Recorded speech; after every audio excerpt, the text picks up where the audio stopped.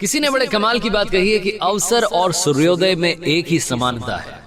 देर करने वाले हमेशा इन्हें खो देते हैं। ये कहानी है मनीष नाम के लड़के की, जो मिडिल क्लास फैमिली में पैदा हुआ, जो 12th क्लास तक टॉप करता जा रहा था। कमाल का बच्चा, पढ़ने लिखने में सबसे आगे। फैमिली को उस पर गर्व था। फैमिली को लगता था कि बच्चा जब बड़ा हो जाएगा तो कुछ कमाल करेगा, हम लोगों की लाइफ बदल देगा, हमारी फैमिली में हैप्पीनेस आ जाएगी, सब कुछ बदल देगा सिर्फ और सिर्फ ये लड़का। लेकिन वो लड़का जब 12th क्लास पास करके कॉलेज में गया तो उसकी लाइफ बदल गई।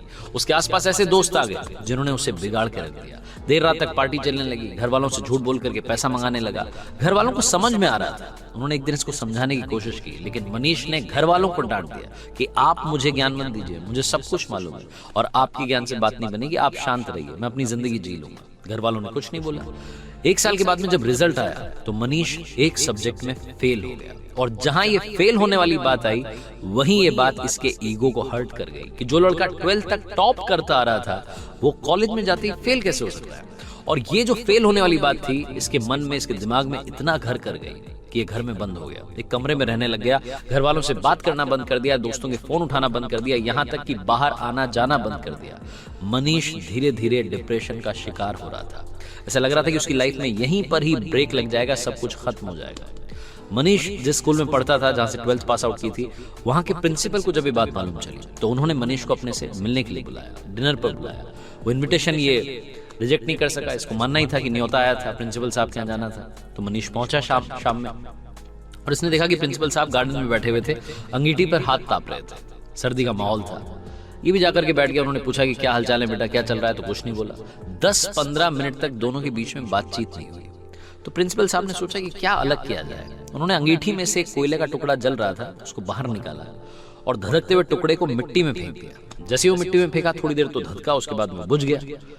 तब मनीष ने बोला कि सर ये आपने क्या किया? एक कोयले का टुकड़ा जो अंदर जल रहा था, धधक रहा था, हमें गर्मी दे रहा था, उसको बाहर मिट्टी में फेंक दिया, बर्बाद कर दिया।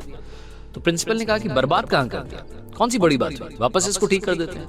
उन्होंने उस कोयले के टुकड़े को उठाया मिट्टी में से और वापस लाकर के अंगीठी में डाल दिया। फिर से वो टुकड़ा थोड़ी देर बाद जलने लगा, गर्मी देने लगा। तो प्रिंसिपल ने पूछा कि बेटा कुछ समझ में आया? मनीष ने कहा नहीं। तो प्रिंसिपल ने कहा कि बेटा मैं यही समझाने के लिए तुम्हें यहाँ बुला रहा था, ये जो कोयले का टुकड़ा है ये तुम हो। तुम जब अंगीठी से बाहर आए, गलत संगति में गए, मिट्टी में गए तो बुझ गए, लेकिन वापस आकर के जल सकते हो। शर्त यह है कि अब अंगीठी में वापस आना होगा, अपनी लाइफस्टाइल बदलनी होगी, अपने दोस्त बदलने होंगे। बस इतनी सी बात तुम्हें समझाने के लिए यहां बुलाना चाहता था। मनीष को सारी बात समझ में आ गई, उसकी लाइफ बदल गई। हम में से कई सारे लोग ऐसे हैं जो डिप्रेशन का शिकार हो रहे हैं सिर्फ और सिर्फ एक घटना की वजह से। हो सकता है जिंदगी किसी मोड़ पर आप फेल हो गए हो और आपको लग रहा हो कि सब कुछ बर्बाद हो गया है, इससे आगे कुछ नहीं हो सकता। एक कोट मैंने पढ़ा था, मुझे बड़ा पसंद है, लाइफ गोज ऑन, जिंदगी चलती रहती है, so just keep going. Life goes on, so just keep going, चलते रहिए, सब कुछ अच्छा होगा, ये विश्वास रखिए।